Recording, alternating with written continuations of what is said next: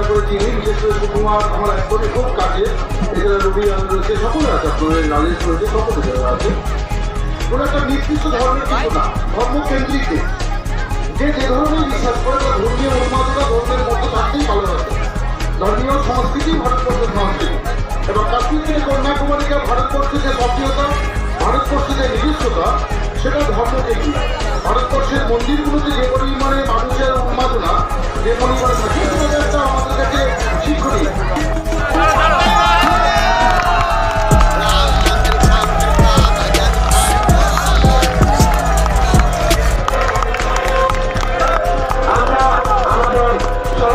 যেটা বলা সেটা আজকে আপনারা মূর্তিটা তো পরিবর্তন হচ্ছে, মাটির মূর্তি থেকে পাথরের মূর্তি হচ্ছে, কিন্তু মন্দিরটাকেও অভূতপূর্ব পরিবর্তন হয়েছে। মন্দিরটাও দিনকে যত দিন গেছে আস্তে আস্তে পাথরের মন্দির হয়েছে এবং মন্দিরটা খুব সমৃদ্ধ, দেখতে ভালো লাগছে, মন্দিরটা খুব পবিত্র জায়গায় তৈরি হয়েছে। আর এটা বলা সেটা হলো শুধু 14 নম্বরের বেগরখাল না, সন্নিহিত রবীন্দ্রনগর বা এই অঞ্চলে প্রচুর ভক্ত সমাগম হয়, প্রচুর মানুষের একটা প্রিয় জায়গা, ওটা একটা উপাসনার জায়গা, প্রচুর মানুষের পবিত্রতার জায়গা।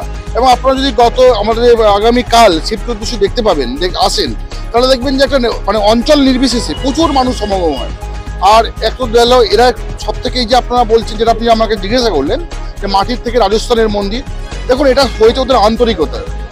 ওরা যে সবাই খুব অর্থবান, সবাই খুব সমৃদ্ধশালী এরকম না, কিন্তু ওদের খুব আন্তরিকতা, ওরা ভালোবাসে এবং মহাদেবের প্রকৃত ভক্ত।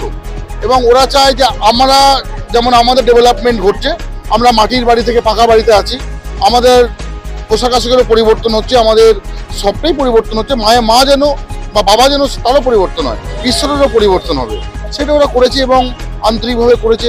আমরা সকলে সহযোগিতা নিয়ে ওরা করেছে। এবং সবথেকে বড় কথা হলো ওরা খুব অঞ্চলের শুধুমাত্র পুজো করে তা না, ওরা অনেক রকম কালচারাল অনুষ্ঠান করে এবং সারা বছর করে, শুধু সারা বছর করে। এবং আমাদের ধর্মীয় যে স্বাধীনতা আছে, ধর্মের যে প্রাসঙ্গিকতা আছে, সেটা ওরা বজায় রাখে, এটাকেই বলবো। এবং আমি অঞ্চলের পৌরপিতা হিসেবে শুধু এইটুকু বলতে চাইবো যে দেখুন, ভারতবর্ষ ধর্মকেন্দ্রিক দেশ। আমি সর্বত্র বলি, ধর্ম যার যার, জাতি যার যার, বর্ণ যার যার, বৃত্তি যার যার, মানুষের মধ্যে ডাইভার্সিটি থাকতেই পারে, তার জাতিগত কারণে, ধর্মীয় কারণে, জন্মস্থানের কারণে, বৈষম্যের, গরিব বড় লোকের কারণে, কিন্তু মানুষের মধ্যে যেন বৈষম্য না থাকে, কোনো একটা জায়গায় যেন ইকুয়ালিটি থাকে, সমত্ব থাকে, সেটা হলো আমরা সবাই এক। এবং আমরা যদি এক থাকতে পারি তাহলে ভারতবর্ষ অখণ্ড থাকবে এবং ভারতবর্ষ অখণ্ড থাকার সাথে সাথে এক উন্নততর দেশে পরিণত হবে, এটুকুই আমি বলবো। আর একটা কথা আমি বলতে চাইবো, একটা দেশের প্রকৃত উন্নতি নির্ভর করে সেই দেশের মানুষের কতটা ঐক্যবদ্ধতা আছে সে তার উপরে, তার সমৃদ্ধি নির্ভর করে। দেখুন, আফগানিস্তান দেশটা কিন্তু খুব ছোট দেশ না, এটা অনেক বড় দেশ এবং এটা সম্পদশালী দেশ।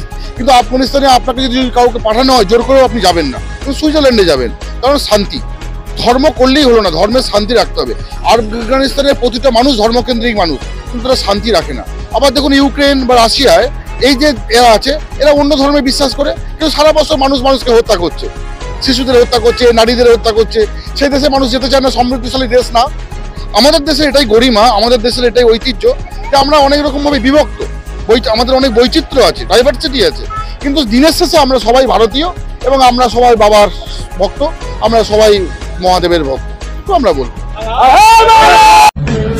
শিব শিব শিব শিব শিব শিব শিব শিব আরতে অনন্ত শিব যোগী মহাদেব যোগী মহাদেব আরতে অনন্ত শিব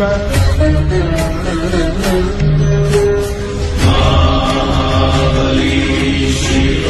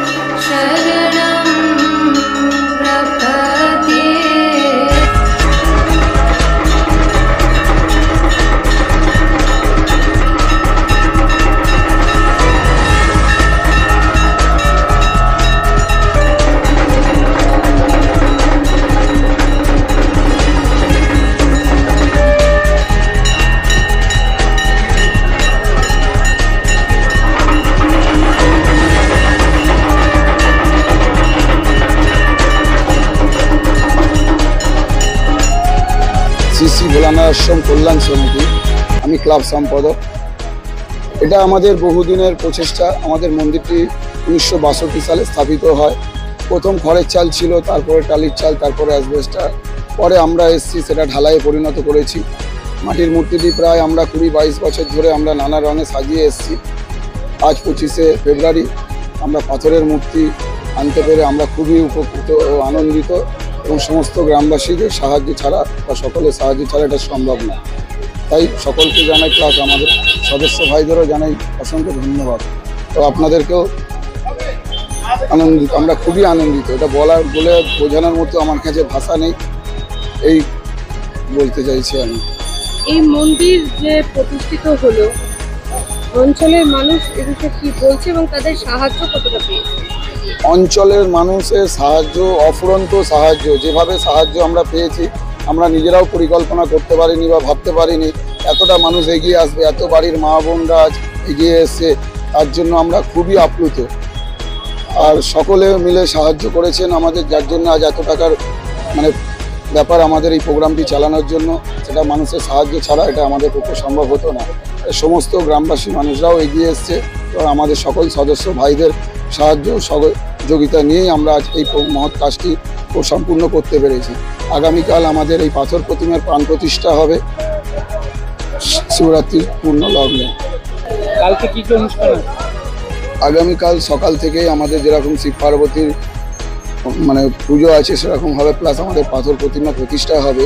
যেরকম বিয়ের সাজে প্রোগ্রাম হয় সেরকমই হবে। নানিমুখ বাদ দিয়ে আমাদের সমস্ত রকম প্রোগ্রাম হবে সারাদিন, প্রায় রাত পর্যন্ত আমাদের এই প্রোগ্রামটি চলবে।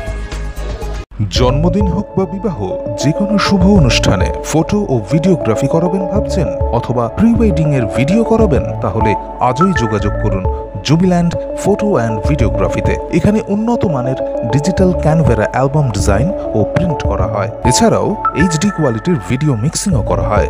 আপনার জীবনের সেরা মুহূর্তগুলোকে সংরক্ষিত রাখতে এবার আপনার সাথে থাকছে জুবিল্যান্ড ফটো ও ভিডিওগ্রাফি।